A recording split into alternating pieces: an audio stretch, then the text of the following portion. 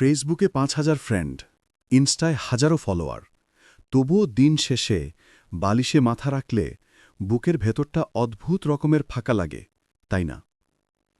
এটা চিপ ডপামিনের ফাঁদ।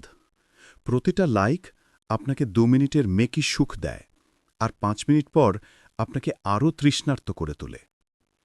ইসলামী সাইকোলজি বলছে, আপনার এই অস্থিরতার কারণ হল আপনার কল্ব বা হৃদয় এখন দুনিয়া দিয়ে ভর্তি, যেখানে থাকার কথা ছিল আল্লাহর জিকির। সলিউশন? Digital fasting.